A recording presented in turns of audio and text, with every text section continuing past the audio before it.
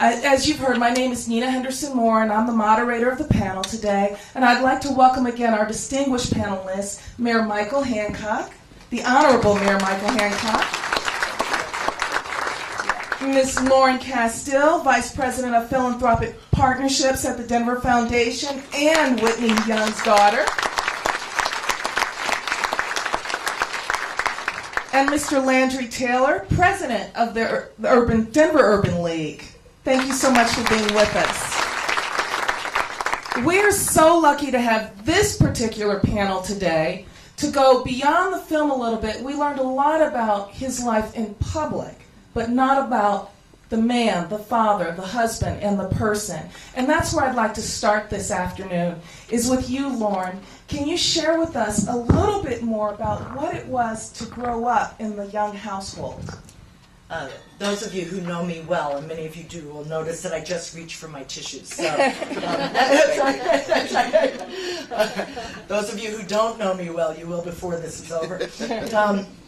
First and foremost, before I answer Nina's question, I really want to thank Michael. I'm not being disrespectful. Michael was my intern when he was a freshman at Hastings College when I was in Mayor Pena's office. So he will always be Michael to me, and also to Landri for joining us in this conversation. Dr. Vincent Harding, who actually wrote the speech for which Martin Luther King is famous about the Vietnam War, had planned on being here today, or had hoped to be here today, but he's actually out of state, and since his deep regrets. I'm really pleased to say that he and I, over the course of a very close relationship, have healed that chasm between my father and Martin over Vietnam, that we should both end up here in Denver, Colorado, is sort of an amazing twist of fate. Similarly, I'd like to thank each and every one of you in this room today. As my kids would say, tissue alert. And by the way, hi Miles, hi Jojo. But I deeply appreciate the love that I feel in this room, and many of you may have had a variety of different perspectives about what you saw and what you heard, and you may have at the time as well as now, or different views of how we move forward. But you're all here together today, and I hope that that is an indication that you plan to continue this dialogue at deep and meaningful levels, that the issues of economics and health and education, they are black and white, or people of color, or economically from an income basis driven, and I think we have to be honest about that. I personally don't believe in colorblind, but I think that we can all come together as a community and as a nation and as individuals to talk about these issues and to find the kinds of solutions my father dreamed of. So thank you all so much for being here.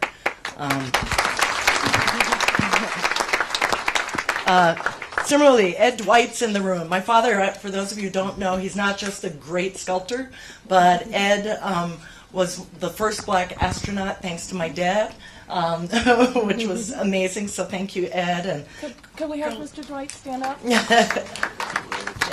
he is. There he is. So you need to read Ed's book, which has lots of pictures of he and my dad together.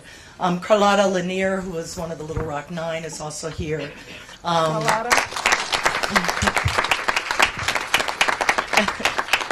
Larry Borum, another CEO, I think I saw walk in, of the local National Urban League, and who was at the University of Minnesota, which is where my father also got his master's in social work. And there are countless elected officials and community activists and people of heart and passion who are here today. I'm looking now and I'm seeing Terrence Roberts, my dear friend, sitting next to Anna Jo Haynes. What could say more in this room today? So thank you. To answer your question about growing up with my father, you have to remember, and as you probably noticed, I was 17 when my father passed away, and you saw me with the huge afro. My kids have said it was the best afro ever, and it was. But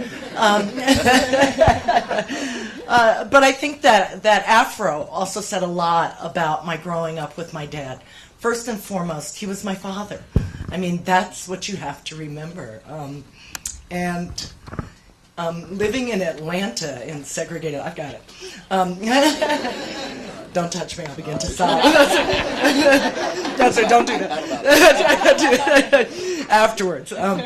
But living in segregated Atlanta, I don't remember having ever spoken to a white person. I grew up in that sort of fantasy black community of doctors and educators and domestic workers, and Julian Bond lived next door to me, and he was in college at the time, but he taught me to tie my shoes.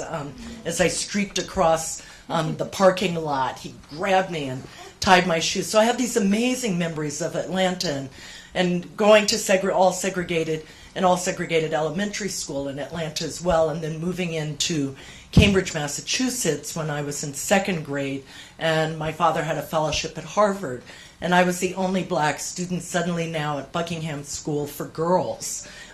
So if you can imagine, sort of that transition for me was pretty significant. But there was an African American teacher who happened to be the second grade teacher, and she told my mother that although I was considered woefully far behind, having come out of segregated schools in Georgia, that she would make that difference for me. And for those of you in this room who are teachers, I am the product of one very loving teacher who took me aside and who spent extra time to teach me not only how to read, but to love learning. And I visited her later on in my life just to thank her. And then we moved to New Rochelle, New York, where because of my father's position and his commitments, I became, again, the only black student at Davis Elementary School in an all-white, predominantly Jewish neighborhood. I can as well as anybody.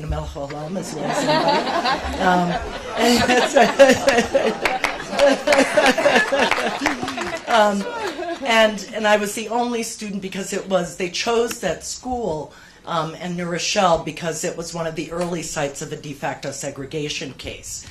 So we moved into the neighborhood, and I attended that school, and my sister attended the public school. Both of us went to public schools, but she was at the public high school. Beginning when I was probably in 5th or 6th grade, busing began. And at that point in time, my mother began having to sort of march down to Davis Elementary School on my behalf. I was rambunctious. I had developed a thirst for learning. I would not be held back. And I asserted myself in many instances. One was when a teacher was frustrated because unlike some of the other Negro students who were now in school, I couldn't sing or dance, and I still can't, for those of you who know. And my mother had marched down to talk to that teacher. And then when they made me the narrator of all of the class programs, because I couldn't sing or dance, then she would say, "Why can't everybody else? Why aren't other Negroes like you?" And I knew at the age of 10 that was wrong. I knew that was wrong. And I went home to my mother, who then marched back to school again. My mother had been a professor at Spelman. She had her master's in educational psychology from the University of Minnesota, just as my father had his in social work also from the University of Minnesota. But when we moved to New York, she became a community volunteer, tutoring students, working with other parents, and developing neighborhood community-based programs. And over a period of time, the issue of safety and his position became more prominent. It wasn't just about the music class and my own small world. I grew up with, in the later years of my life, with security. We had a security system installed within our home by Mosler Safe. I can still remember that. And Carl Payne, who was a retired vice policeman from New York City, provided security to us, and depending on any given circumstance, he would drive me at this point to the public high school, where I have to admit, had a fabulous education. There were about 15% black students, probably another 20 or 30% Italian students, and then the remainder Jewish, or some combination thereof. But it was an exceptional public education. It sets in my mind today the standard of what education should be. And I wrestled personally. They talk about my father being torn, and for me to have my father called Whitey Young or an Oreo was painful. And I knew it because the same conversations that were going on in the streets or and throughout other parts of the country, when you're a high school student, you're right in the mix of all of that. So I would come home and put a Free Angela sticker on the refrigerator door. And I began to grow out my hair larger and larger. And again, as was described in the film, my father handled that with such grace and aplomb. And he'd say to me, my name is Lauren Lee Young, Casteel, and he called me Leapers. Don't ever use that again. But when I hear this, I can hear him saying to me, Leapers, come here. And I'd go in and I'd say, yes, Daddy. And he would talk to me about the symbols instead of substance. And all of those words that you heard at the end of the film, and they still ring true for me today. So he said, grow your hair out. He said, but that's what's outside of your head. He said, but you make sure you keep together what's inside your head at the same time. So he never, ever said to me, don't do. He never took off the Free Angela sticker, but he'd ask me, why? Why? What does that mean? Have an intelligent dialogue with me. So at the time of my father's death, when I see this film, I have to tell you that although I went up the steps with my mother, you saw my hand on her shoulder, of Air Force Two, which was flown by the first black four-star general, Chappie James, Air Force general, who was given special permission to fly that plane to pick up my sister Marcia, who was living with her husband and her son in Morocco. So they picked up my father's body in Lagos and then picked up my sister. So my mother and I were alone throughout this tragedy. I have no memory of ever having mounted those stairs. And so the film really throws that for me, the funeral I recall and other aspects.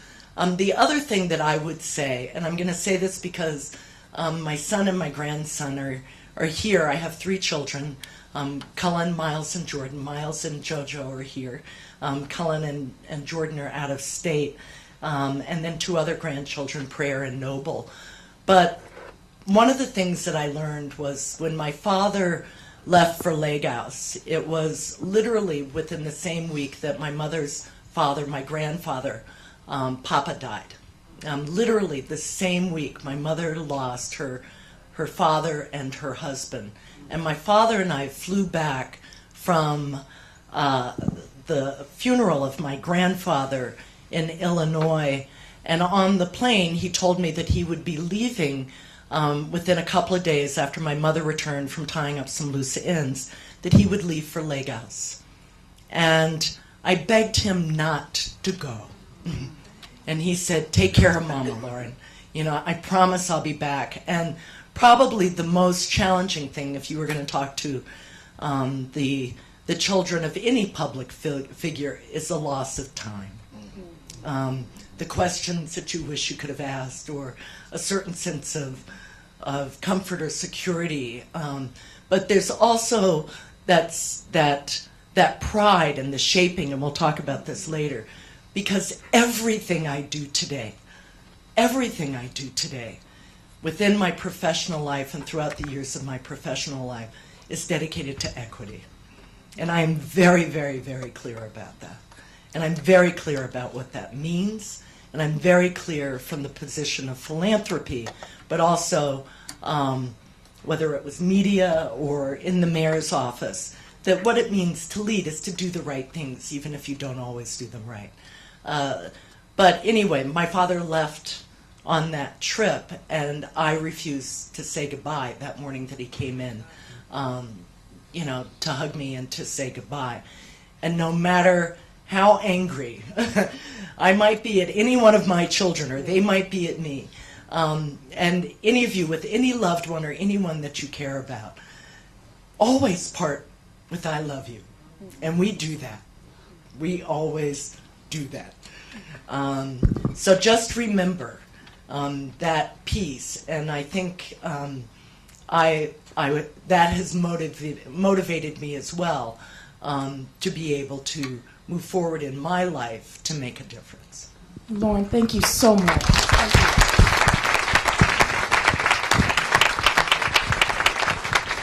Thank you so much for sharing that personal side. We greatly appreciate it. Oh, deep breaths. Let's move back to the professional side for a moment. And I'd like to ask Mayor Hancock to talk to us a little bit about how Whitney Young has impacted and influenced your life. I learned through this process of researching for the panel that you were the youngest president of an Urban League chapter here in Denver. The youngest. And you've come a long way since then as mayor now. But could you tell us more about how Whitney Young has impacted your life in what you did then and now as the mayor? Well, first of all, I want to thank you all for the honor of being here and for your presence. And Lauren knows this, for me to come out on a Sunday, I don't do it for that very reason that she just talked about, that the human toll, the loss of time with your family is so precious in these public jobs that even to take that one day to carve out for your family. But when Lauren called and said, would you do this? It's because of the somewhat of an understanding that I had about Whitney Young's life, that certainly I would come out. Not only that, because of my big sister, who often calls me and gets me straight. But she also understands that I had the Whitney Young family, the Young family, through Lauren, and of course the great Queen, Margaret Young, who I had the chance to spend an inordinate amount of time with, made a profound impact on me personally and professionally. I understood that Whitney Young was the deal maker. I understood that he was inside. In fact, when I was president of the Urban League, I used to use the analogy that while the NAACP and maybe the Black Panthers were outside agitating, Whitney was inside getting the deal done. And it took both to get the deal done. And I think today, and I had not seen this screening prior to today, and I'm grateful that I didn't. It gives me a deeper understanding, even more profound commitment to the principles that I understood Whitney carried. And that is, it took every one of us in the body of the civil rights movement and even beyond to make progress. Indeed, it took H. Rep. Brown. It took Stokely Carmichael. It took Adam Clayton Powell. But it also took Martin Luther King, and it took Whitney Young to make progress. I love when Whitney says, we can march, we can protest, but if you don't have someone on the inside getting the deal done and deciding what the plan was going to be and then how we're going to implement it, then it's all for naught. And so what Whitney taught me in understanding of his life was that I got to get beyond the platitudes and the great speeches and be prepared to move to action. And coming through the Urban League and understanding Whitney Young and spending a lot of time with Margaret Young, the one thing that I understood was action is what ultimately will be what is remembered. Getting it done. It's not about who is celebrated. Many people in this room didn't know who Whitney Young was before they walked in here today. And to me, that's the beauty and power of this man. It wasn't about who got the accolades. He wanted progress. And that's how I try to live my life. When we leave behind those things that we actually were able to move the dial on, that's ultimately what we'll be proud of. Thank you.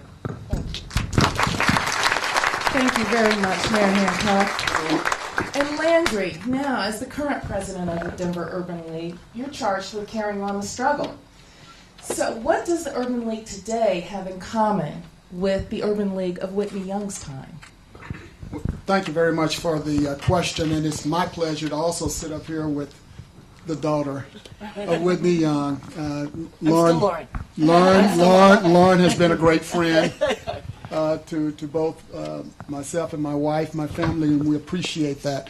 But the legacy of Whitney Young has really branded where we are today, because he realized that economic empowerment was what the struggle was really all about, and that it propelled past civil rights to human rights. It was about men and women and children.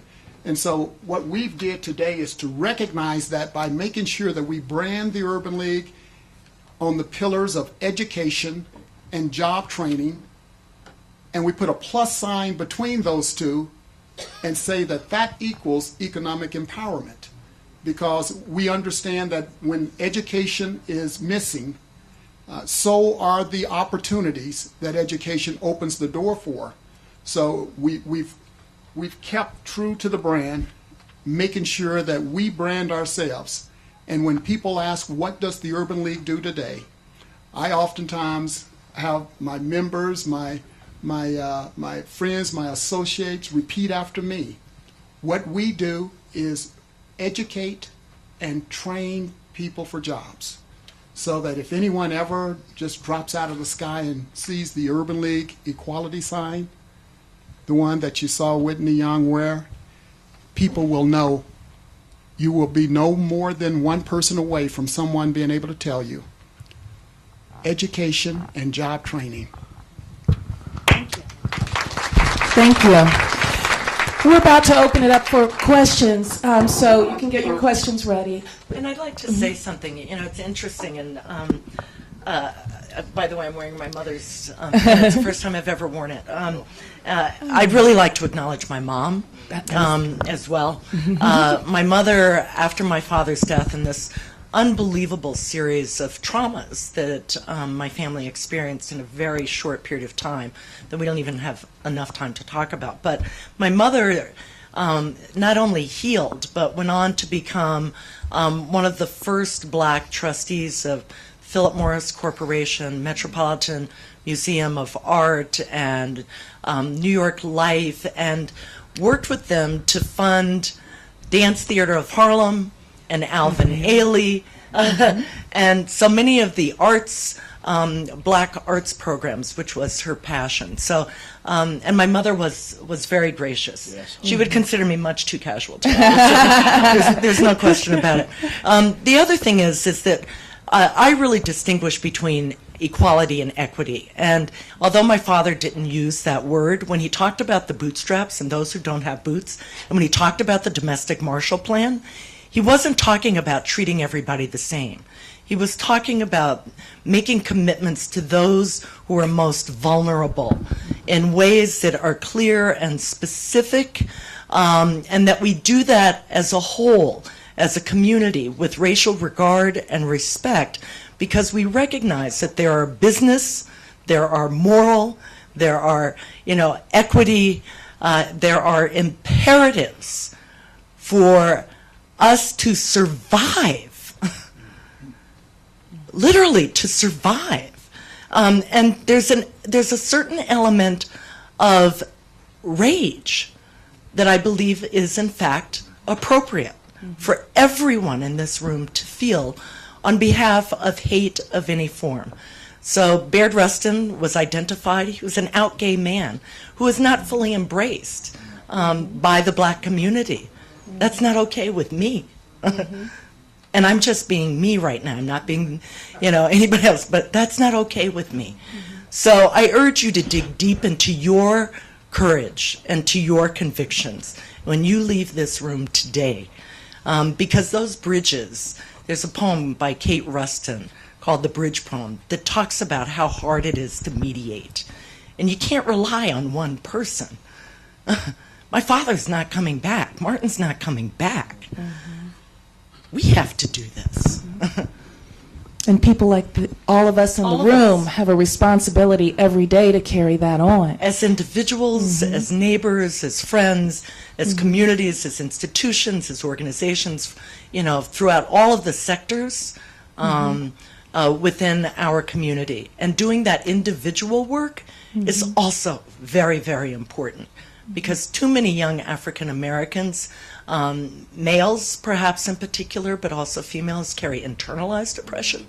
We have to name that. And we have to talk about oppression. And we have to talk about what it is that we're going to do. And we have to personally commit. And we have to invest our time, talent, and treasure, both as suppliers on the supply side of the equation, as well as on the demand side. And people of color, we can be suppliers. Thank you so much, Lauren. So hopefully you have your questions. I gave you a minute. So there are, thank you for giving us Terrence, that did you pass transition. that microphone? No. Okay. Now, it's kind of hard for me to see where the questions are coming from, so if I can ask whoever's carrying the mic around to simply... Okay, is that Pat? Okay, Yes, Pat, thank hi. you. This has been an amazing film and an opportunity to really learn about Whitney Young. So you said you were raised in Atlanta, you went to Massachusetts, you went to New York, you were the instructor or professor of Mayor Hancock. Now I want to know how you got to Colorado and how you feel with living in Colorado and what Colorado has done for you and your growth and the inequality, as Colorado is known to be a racist state, but very undercover, I should say. Yeah. Thank you for that question. As I said, I was only 17 when my father passed. It was my senior year in high school. And over the course of the next 2 or 3 years, I struggled. And I think now, today, there's no question in my mind that I was probably clinically depressed. We don't say words like that. And we don't know how to acknowledge that or heal ourselves. I think within the context of community and around trauma in particular. So to be quite honest, perfectly honest, I flunked out of Swarthmore College second semester of my junior year in college. And I recognized that I needed to find my own path. When I arrived at Swarthmore, Gil Scott-Heron performed the first night for the Black Students Association, and there is a line that you may remember in "The Revolution Will Not Be Televised," that Whitney Young will not be driven out of Harlem on a rail with a brand new process. And that was my first night on campus. And then people were asking me, well, I know you have a car. It's like, no, I don't have a car. But I felt enormous pressure, and I think I also didn't take the time. And even though my mother tried, but I fought her to do the healing that was necessary for me. So Colorado offered an opportunity for me to find myself. Go west, young woman.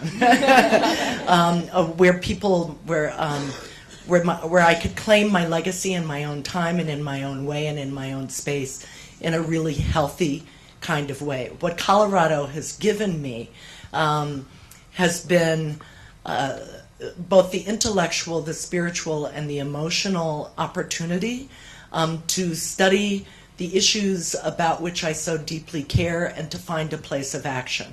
When I first moved to Boulder, Luis Rivera, who former Supreme Court Justice, had filed a suit for barbers to cut the hair of black people in Boulder, Colorado. At the same time, Penfield Tate was also mayor. So there's some really deep, complex history here. And through my work in broadcast, when I hosted Black Spectrum and Catch 2, it gave me a chance to really talk to people and to meet people within the community. But what Colorado has really given me is home that I would not have had I stayed in New York. As much as Vernon Jordan loves me, my daughter's named after, and his name is Jordan, I would have always been Whitney's daughter. I am now Lauren Young Casteel, Whitney Young's daughter. And that was what I needed to have the balance that was necessary to make the difference that I felt that was important. Can I add something to that? Yes, please. I just want to add, I met Lauren when I was 18, 19 years old, the summer following my freshman year in college. Like she said, I was her intern. And didn't know, she was the sweetest lady, kind, tough on us interns. And we became friends. over the years, I watched her as she mentored other young people, brought them under her wing. We stayed in close contact. I was the Urban League CEO before I realized that she was Whitney Young's daughter. Wow. And I said by default, actually by honor, blessing, and by divine intervention, I'm sure, as CEO of the Denver Urban League, I was responsible for Margaret Young, who is, revered in the Urban League movement. And whenever we went to conference, I had to take Margaret, fly with her. When we came back, I had to get her on the plane, fly back with her. So I spent an inordinate amount of time with her. We got a chance to talk.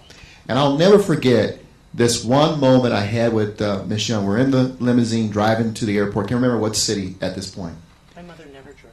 No, she didn't drive. The car was driving us. And I had this great idea. I said, I would love to assemble, during Black History Month, all of the widows of the Civil Rights Movement in Denver. Come to Denver.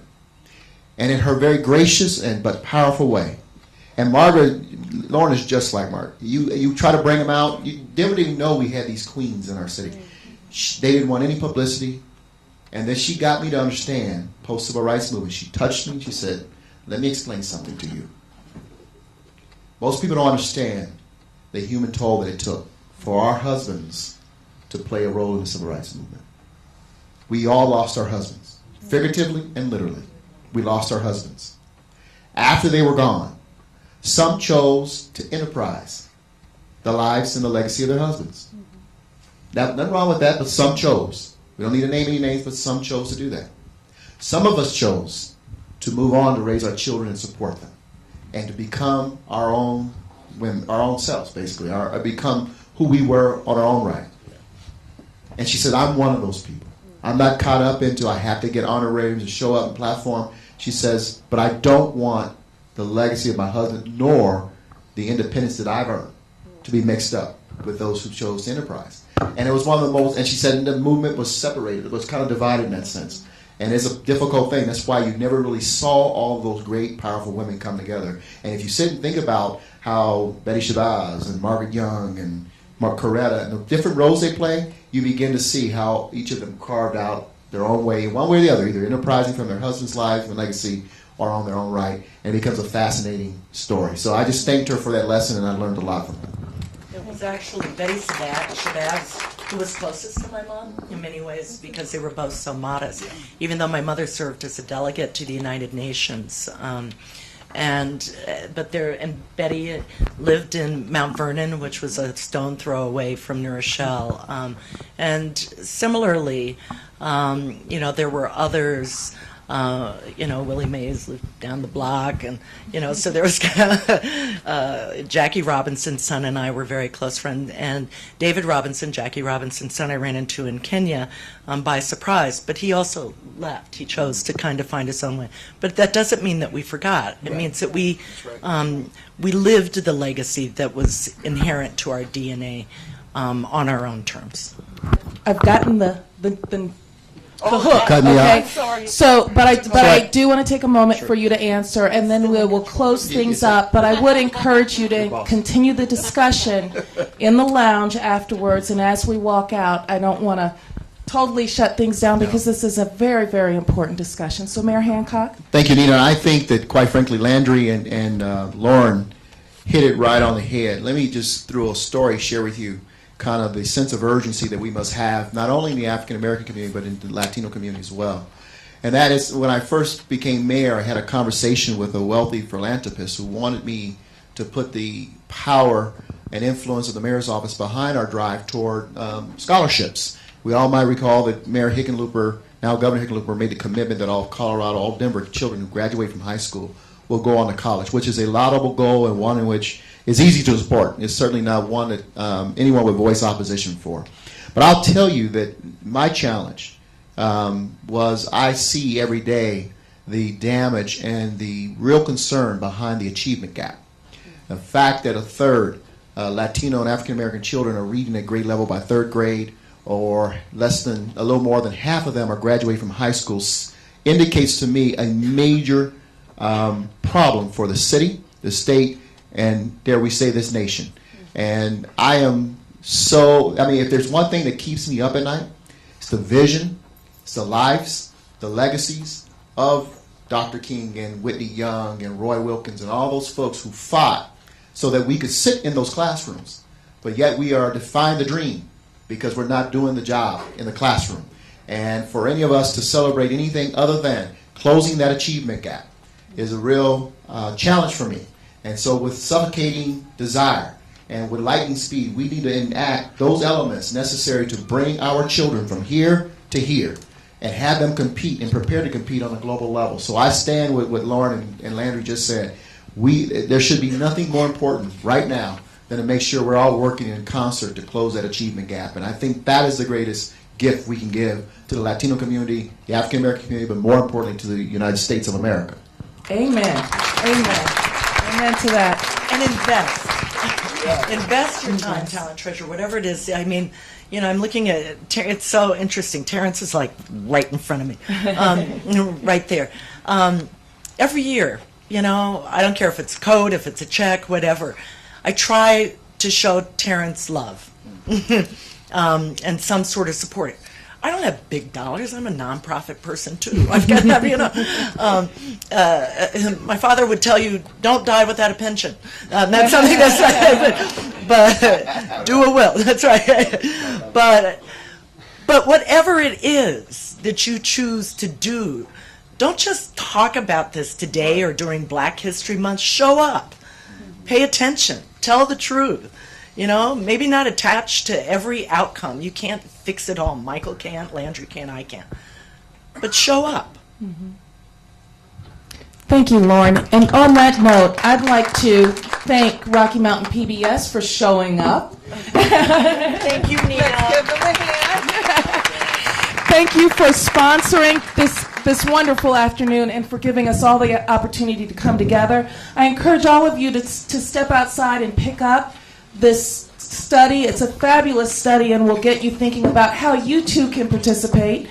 And one thing we did not get to touch on as we close, but I encourage you to go online. PBS has a fabulous discussion guide for you to continue this conversation in your churches, in your communities, in your organizations, and in your home. And you can get it online for this particular film. And also I want to recognize that the filmmaker is actually Lauren's cousin, and we didn't get to touch on that. Yeah, we didn't get to touch on that today. But one of the things that she said in her comments, in her producer comments, she said she was inspired by her aunt and uncle saying to her growing up over and over, "Don't get mad, get smart. Never let anyone drag you so low as to hate them." And that really resonated with me because I remember my grandfather saying something very similar, not exactly. But really, I hope that all of you will take those words, and the next time you're frustrated in your job, with Congress, maybe with your mayor, with your governor, that you don't get mad. You get smart and you do something. Take action and do something and be a part of the solution and not a part of the problem. And on that note, I thank all of you for attending this afternoon, and I look forward to speaking with you and look forward to seeing all of you get smart.